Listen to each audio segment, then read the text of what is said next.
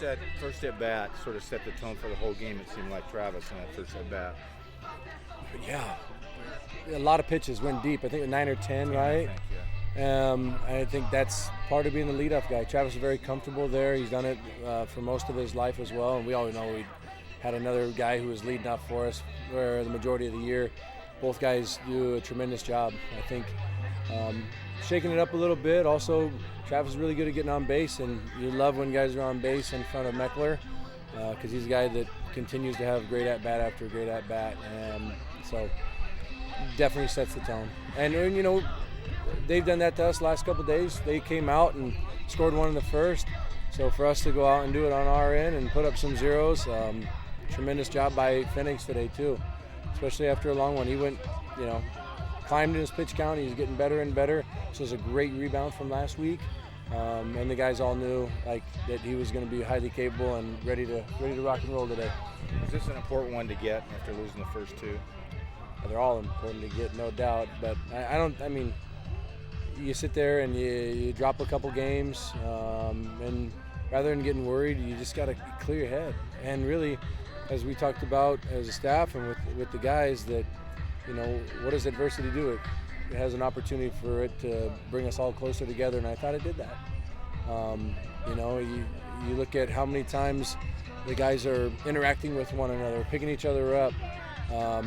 You know, Boivier came out of the game just after facing two hitters and, you know, cleared it, went right back on the rail, and he's getting there to support his guys. And it's just a testament to who he is and who all of our guys are, really.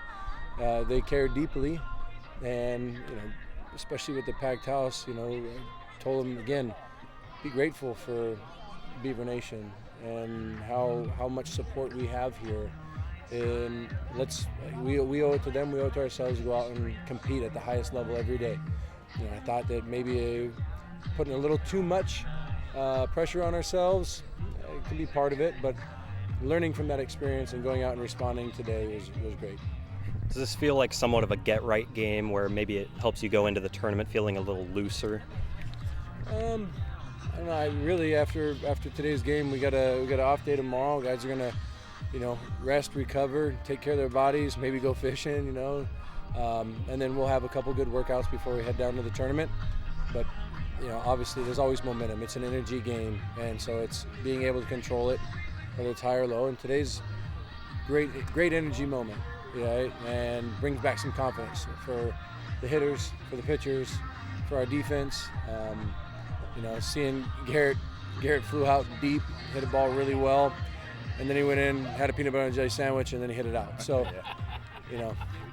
He had a lot of near misses this weekend. He hit the ball hard and was out a lot of times. He was. I think he's going to continue to eat more and more peanut butter and jelly sandwiches. we joke about that, but he's squaring up baseball, so that's all you can ask for. Don't get frustrated with it.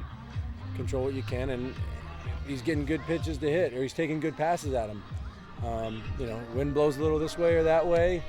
Don't think too much into it because they need you back on defense, and the guy who's hitting after you needs your energy as well. How do you feel about the Pac-12 tournament? Do you like it? Would you rather not have it? Well, I think it's great. You know, I mean, we've never played in it yet. This is the first time for it, so, you know, there's a lot to learn, I think, as the games, you know, happen, and I think it brings excitement, getting a handful of the schools together, you know, down in Surprise and competing. And tournament mode is different. You know, you're out there to win every stinking game. And I think going into, you know, regionals and supers in Omaha, having that kind of environment is different than just a weekend series. You know, you got to be ready every day, and then you start facing that elimination feel if you lose, and how do you respond to it? So I think it's a great thing. I know maybe the only championship that matters to you is the one that comes in Omaha, but to come up short of the Pac-12 title, is there a level of disappointment there, or are you proud to be where you are now in second place? I'm proud of the way the guys have competed all year, learned and grown, and like I said earlier, bonded closer together. You know, yeah, winning a Pac-12 title is cool. It's great. You want to do it. You know, it's part of the something that leads you to the next spot. You want to go out and win every game, which ends up being a Pac-12 title and ends up being a College World Series trophy. So I think, you know, it is what it is. You know, you don't get too high, don't get too low.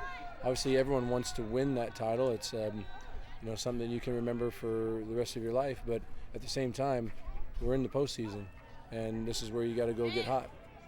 Do you feel like your team kind of had a chip on their shoulder today? I feel like we have a chip on our shoulder every day.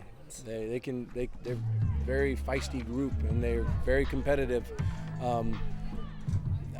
I don't think it's any different than the chip on their shoulder they had yesterday or the day before, or really any game. Because we talk about it a lot. Turn the page. Like, it doesn't matter if you won the day before. What are you going to do today? And how important is this game? Because you start looking at the past or starting to feel too good about yourself, you're gonna miss out on an opportunity to be great that day. So, we talk a lot about consistency too. And what allows us to be consistent is being in the present moment. So we'll keep harping on it. I know I can be redundant with it, but I think it's extremely important. So we got to keep preaching it. You think they're going into the tournament with a chip on their shoulder? Every day you got a chip on your shoulder. You want to go out and compete. So, and I know these guys, you know, they're not going into a tournament saying, hey, let's just get through this thing. No, we want to go out and win.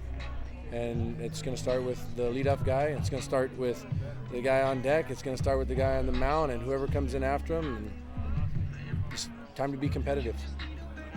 How do you set up your pitching for a tournament like this? Which is a backdoor way of asking if Cooper's going to start Wednesday. But We'll see. Yeah, I mean that's what you know, tomorrow and the next day, and really right here after the game, we're going to sit down and talk about things as a coaching staff and start trying to plan things out, make sure that our guys are in a good position health-wise, and you know, sometimes bumping guys all up another day. We just did that, you know, not too long ago for the Thursday, Friday, Saturday series. So, you know, ideal situation, you're keeping guys, you know, in the same spot, but really all of our guys are very competitive, and when they're asked to throw, they will.